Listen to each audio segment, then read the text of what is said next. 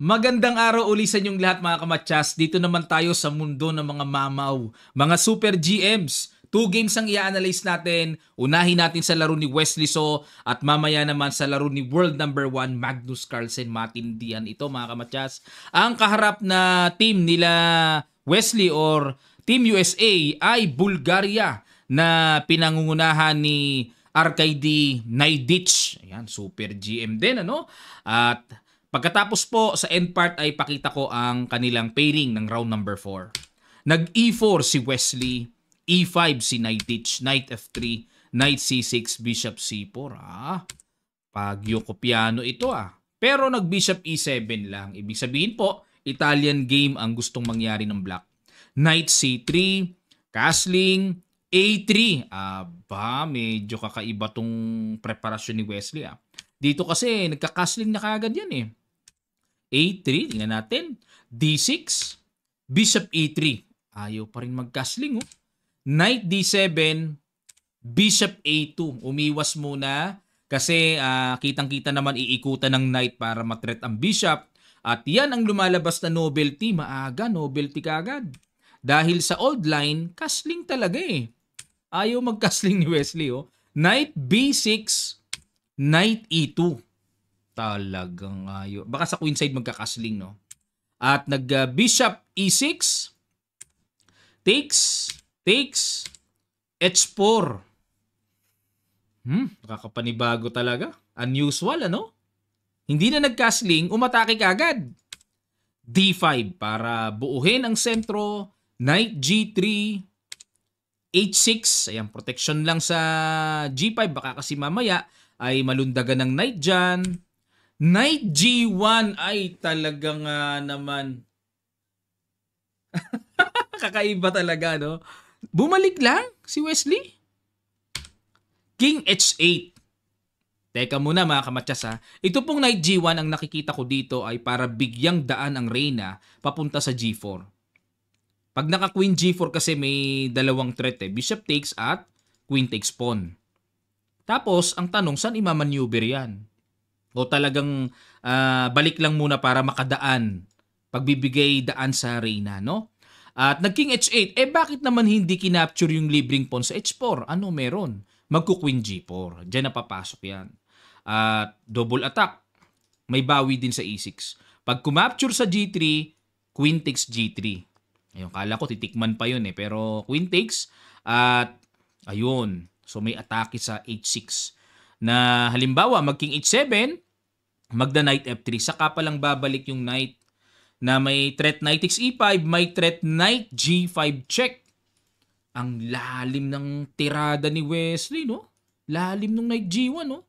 Napa-king H8 dito si Naiditch at nag-queen G4, threat sa pawn, knight D4. Ayun po mga kamatsas. Pero teka muna, no? Ang bilis lang pala ginawa ito ni Naiditch. Halos hindi na bago yung 51 minutes niya. Nag-knight D4 para depensahan ito. Ganun ba kadali yun? Pero bad move dapat daw queen E8. Ay, hanip na chess yan. Okay. Hindi kasi pwedeng capturein may bishop B4 check. Maku-queenless. 'Di ba? Trap yung E6. Tapos itong queen E8 ay lilipat sa F7 para kahit papaano nakayakap sa G7 baka mamaya kung ano gawin ng puti ng mga ata-atake dyan, di ba? Ayun. Pero nag-knight D4, yun lang. Good move, kinapture lang. Takes. Tapos nag-knight F3. Saka bumalik yung knight. Natuto ko dun Pwede pala yun. Balik, hatid ang reyna, then balik ulit. Grabing technique yun Kakaiba, no? Bishop D6. Knight H5. Yun lang. Di threatening matchas. Nag-queen D7. Ay, yun ang masakit. Okay, mga kamatsas. Kaya pala tumaas ang pagkataas-taas ang evaluation bar. May nawaglit dito si Naiditch na malakas sa tira ni Wesley. Pakiguess nyo po yon sa ilang sandali lang. Tutuloy kagad natin. Start.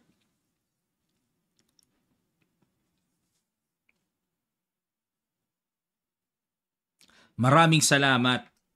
At congrats sa nakakita. Simpleng pitik lang. E5. Ayun threat ang bishop. May ganun lang pala. At ayun, kinapture na yung knight. Nagpaka-desperate na. Kasi, kung hindi isa-sacrifice yan, Bishop E7, matatakpan naman, mamamatchas. Pag nag-Bishop C5 naman, may B4, kulong pa rin. Walang pupuntahan ng Bishop. Kaya, dumesperate na lang. Kailangang isakripisyo ang Tory dyan. Bishop takes E5, F4, Bishop D6, Rook G1. Ayun, nagkapatong-patong na atake. Bishop F8 depensa at nag-King F1. Hindi na kailangang mag-castling pa kasi pag nag-castle, baka mamaya makapangalikot pa yung black sa queen side eh. King F1 lang at yung Torre ilalagay sa E1 para atakihin ang E6. Grabing laban na ito. Hindi nag-castling si Wesley. Ano? Rook E1, Rook E8 depensa at Queen G6. Ayan na. Daanin sa yaman. O, lamang ng material eh. F5. Grabe. Pag kinapture, teka muna mga kamatyas, pag kinapture to, mag-rook takes E7, queen takes, and queen takes F5. Okay, klaro. Tapos may knight F4, knight G6, lakas. Okay, kaya ang kinapture yung reyna, takes, E5, rook E6. Rook F7 ilag, kinapture, and bishop D6, check. King H7 at nag-knight G3, depensa sa pawn. At knight D7, maneuver dahil walang gamit ang knight dyan, walang gagawin. So lipat dito, lilipat sa F6 para kahit paano may trabaho. Yun nga lang, Tory yan eh. Nangalikot na si Wesley. Ano yun? Kala ko po yung kinain eh. Bishop takes knight, capture, rook takes, king G2, at nag-knight F6. Ayun. Okay, kasi may panggulo pa eh. O pagka kinapture, may knight G4, may threatening check. Pag nag-rook E2, may knight E3 check. So para malinis, nag-rook F8 para talagang nakapin. King G6, rook E7.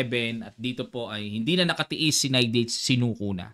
Kasi malilimas na yung mga pawns at ito pa ang mabigat na threat dyan. Papatong yung Torre sa 7th rank, atakihin talaga yung G7. Resign na po. Okay? At mamaya ko sabihin sa inyo kung anong naging score nila ha kasi makikita naman natin mamaya. Sunod kagad natin ang bakbakang Magnus Carlsen. Ang kaharap nilang bansa ay Team Colombia. Grandmaster Roberto. Okay? Black si Magnus. Nag-E4 si GM Roberto. Nag-C5. Knight F3, E6. Okay? Open Sicilian pero nag-Sicilian Can. Ito pong si Magnus ang talagang napakahirap paghandaan. Papaano paghahandaan lahat ng opening halos ginagamit. Kaya kung kalaban nyo si Magnus, matulog ka na maaga, magpahinga ka. Pakondisyon ka na lang dahil hindi talaga tatamaan ng preparasyon eh. Lahat tinitira eh. Unpredictable. So nagsisilian ka naman ngayon pero inapplyan dito ni GM Roberto ng Maroxy Bind, nag-C4 eh. Knight F6, Knight C3, Queen C7, Bishop E2, nag-B6, ayan para de-develop ang Bishop, castling, Bishop B7, may threat sa pawn, F3 dinipensahan, Knight C6, kinapture na, capture, at nag-Queen D3. Ayun, nawala na po sa aklat dahil ang old line, normal naman ito, Bishop E3 develop eh, di ba? Pero dito nag-Queen D3, bakit kaya nag-Queen D3? H5 yan ang mga binibiling Tiradingsky ni Magnus. So H5 oh. Ano balak niyan? Tingnan natin. Bishop E3, Bishop D6 atake, nag F4, Knight G4. Sabi ko na eh. Sabi ko na may maitim na balak. Kasi black ang piyesa niya kaya maitim. Ayun ng H5 oh, naka Knight G4 pasok, nag E5 na windang tuloy si GM Roberto. E5, parang pasugod eh, no? Parang maganda dating eh, pero bad move. Dapat daw capture na. Takes, and A3. Sabay preno lang. Yun nga lang, syempre, annoying mga kamatyas. Bakit? Ito eh, bukas ang Torre dyan. Syempre, parang tamang duda si GM Roberto na, grabe, atakihin ako dyan. Bombahin siya dyan, di ba? Pero yan ang tamang tira. Pero wala, nag-E5 eh. Bishop E7, ayaw kainin eh. Ibig sabihin talagang naiilang talaga. D6, ayan, para mapuwersa na yan. Capture, at nag-Bishop F3. Ayan. Dito mga kamatyas, bakit kaya hindi kinapture ang libreng pawn sa G7? Ano meron? Oy, gravity. Kita pa kaya yun? Madali namang makita pala, no? Castling queenside lang. Hindi makakain yun kasi may bishop c5 check makukwindes eh. Grabe. Grabing nakikita na lawak ng mga naiisip ni Magnus, no? Mamaw talaga. Bishop f3. Kinapture lang. Queen takes. Yun nga, no? Kaya queen ang pinang-capture kasi para hindi makapture yung pawn eh. Yun nga lang. Castling. So, para may depensa na yung g7. Knight e4. Pag in h3 ba, ano meron?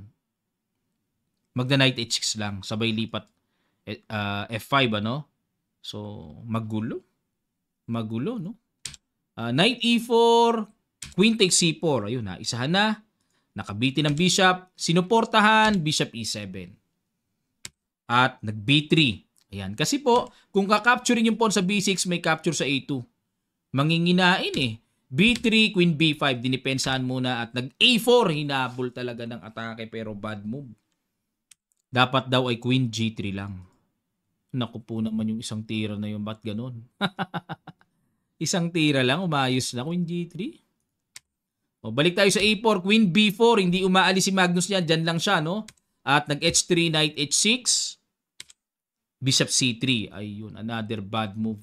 Wala na, lito-lito na dito si GM Roberto. Pag kinapture to, kakapturing kasi yung pawn b3, no? Bishop c3, kinapturan pa rin. Rook d7, yun pala plano. Pero nag-knight f5 lang. Depensa. At nag-rook d1. Ayan. Dito mga kamatyas, bakit hindi nag-g4? Para paalisin yung knight na dumidepensa sa bishop. Magda-knight h4 kasi may pasok. Kwentado ni Magnus ito, sigurado. Pag nag-queen g3, kakapturan lang dito. Kasi nakabitin yung knight. Hanip na timpla yan. Tingnan nyo pag kinapture to, may capture dito. Pag kinapture yung knight, may queen e3 check, kuha pa rin yung bishop. Grabe ka timplado yung mga nakikita ni Magnus, no? Halimbawa, queen takes, rook a d8, wala. Mas mabilis ang atake na magagawa ng black dyan. Balik tayo. Galing. Nag-rook. FD1. Bad move. Rook a d8. Ayan na. Simplify na. Knight h4. Queen e2. Queen takes a4. Grabe naman. 3 pawns na lang ang puti. 3 pawns up si Magnus. Nangitim. Nangitim ang pyesa. Queen a3. Dito mga kamatyas hindi pwedeng capturein yung bishop Bitin yung tore. Kaya nag-rook 1 d4 muna, threat sa queen. Pero queen a3 may depensa. Saktong-sakto lagi. Grabe. Timpladong-timplado talaga. Takes. Rook d8. Grabe ka. Accurate talaga, no? Accurate. Takes. Knight g6, threat sa pawn. f5. Bishop d6 check. Naku po, butas-butas. Tas bu. King g1. Queen c1 check. Nako, hindi rin pwedeng basta aangat lang. May knight f4 double. Nag-queen e1. Bishop c5 check. King g2. Knight h4 check. Sacrifice. Bakit? Pag kinapture, may check sa g1. At yan nga po ginawa. Kinapture nga. Queen g1 check. Kwentado. Pasok. Ayun, doon na lang pumunta. Yun nga lang, one move matchas si GM Roberto. Grabe, marami pong discarding in-apply dito si Magnus na halos unpredictable, no? At unang-una sa opening, napakaganda ng halos lahat ng opening alam. Napakaganda nun mga kamatyas. Kasi hindi ka mapaghahandaan eh. Hindi ka mahuhuli. Kung ang opening mo, isa, dalawa, pwede naman. Yun nga lang, talagang mahuhuli ka. Kaya dapat kung ang opening nyo ay isa o dalawa, dapat super aral na aral nyo at marami kayong baon na novelties doon. Kasi kung wala ka pang novelties doon, wala na, mahirapan ka. Kaso kay Magnus, marami ng novelties, halos lahat pa ng opening, iniikutan niya. Nagpe-French, nagkakarokan. Unpredictable talaga, hindi ka mapagandaan talaga eh. Hindi mapagandaan si Magnus talaga. Ang husay. Okay po, silipin natin ang kanilang sino na ba ang lamang? Standing. O, pairing ng round number 4. United States versus Ukraine. Ayan, sila Chucky, sila Ivanchuk na kalaban, no? O, malakas din ang Ukraine, ha? 10 points ang kanilang cumulative points, yung bawat gawa ng board. 10 points, so 11 points ang USA, eh. Malakas din ang Ukraine pala. Hungary. Ayan, versus Italy. Grabe yung Italy, lakas din, ha? Serbia versus India. Okay, ang Team Philippines po, nakita na natin kanina, no? Pang number 35, kalaban natin mamaya ay ang Team Monaco. May 2 Grandmasters sa board 1 and board 2. Okay, so abangan po natin yan mga kamatsas sa mga kapanapanabik pang mangyayari. At nandito lang po tayo, i-report natin ang mga resultang mangyayari dito sa round number 4 mga kamatsas. Okay, hindi po ako makakapag-live dahil may lakad uli kami mamaya. Medyo busy si Coach Naba pero pagka nabakante po magla-live tayo dito sa Olympian, ha. Maraming salamat at don't forget to register. Mag-register na kayo sa darating nating online training mga kamatsas. This coming September 23 for beginners at meron tayong pang intermediate and advanced level. Mamili lang kayo ng day and schedule sa inyong papasukan para may mga time schedule yon. Pipili lang kayo kung saan kayo available mga kamatsas. Maraming salamat. Magkita-kita pa tayo sa mga susunod pang chess updates.